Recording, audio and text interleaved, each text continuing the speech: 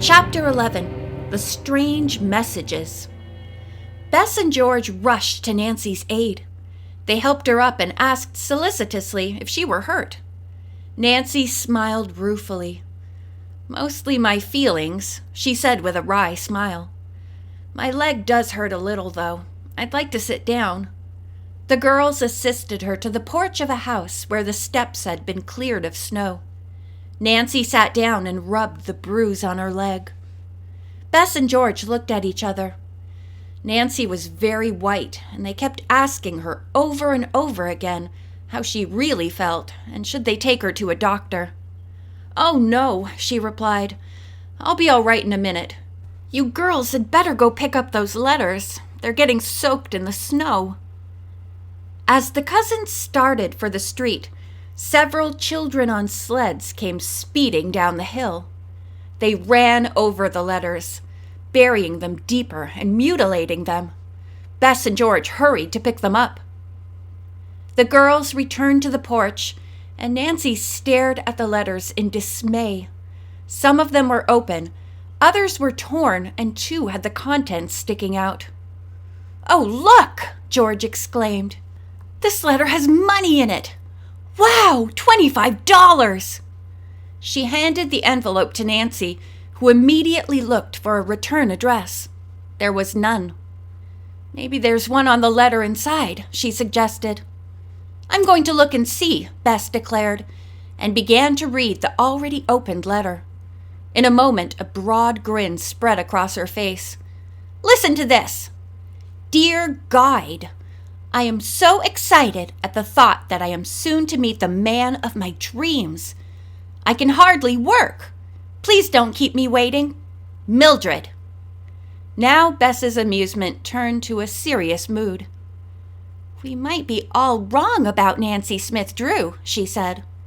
"Maybe Edgar is going to marry this person Mildred." "Is there an address on the letter?" Nancy asked. "No." George remarked, "What puzzles me is why $25 is in the letter.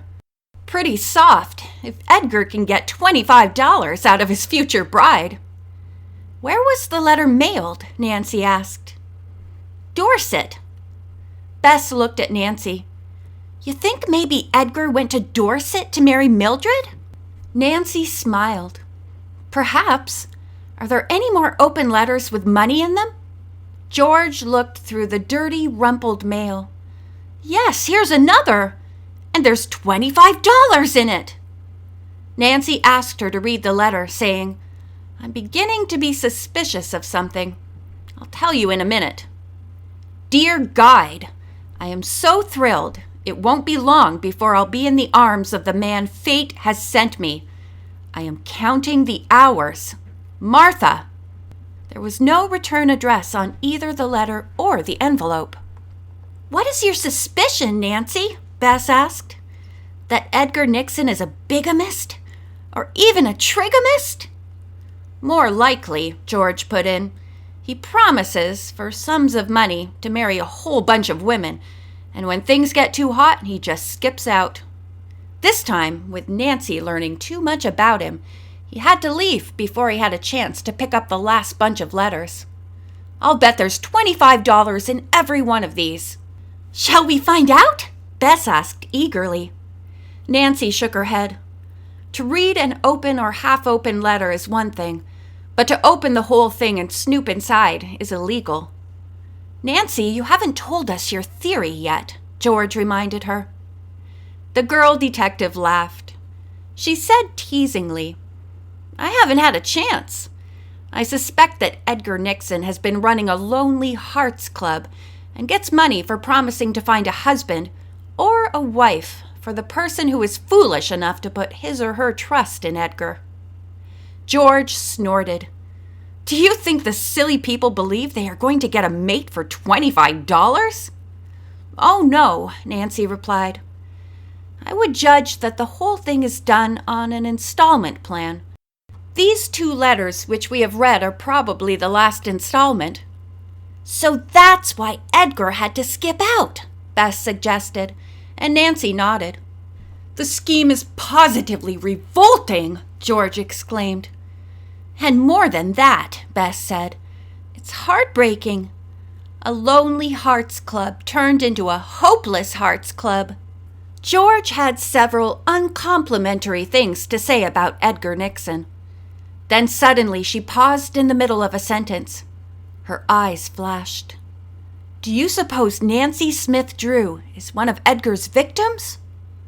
Bess said, if she is, and he didn't intend to marry her, why did Edgar let her come here? Nancy looked thoughtful. I still think he intends to marry her. He knows about the inheritance, but she doesn't, and he isn't going to let her find out until after they're married. Then, through some clever scheme, he plans to get the money away from her. We mustn't let him do that, Bess cried. George looked hard at her cousin. And just how can we stop him? We don't know where he is. Miss Drew came here and went away with him and what else? Bess asked her, a bit miffed by George's gruffness. Her cousin did not answer, but said, Nancy, what do you intend to do with these letters? Are you still going to take them to Ira Nixon? Nancy shook her head. I don't think that would be wise. In the first place, the poor old man would probably collapse again. I'd hate to be responsible for that. If his brother is a swindler, I feel that the authorities should inform Ira, not me. The other girls agreed. I think we should go at once to the postmaster here and explain everything.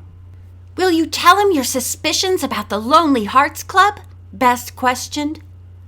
I think I will, Nancy answered.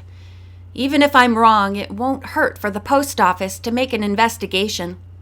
Men don't just disappear without leaving any forwarding address, unless they have something to hide. Nancy declared that she felt much better now. She got up and trudged down the hill with the girls to her car.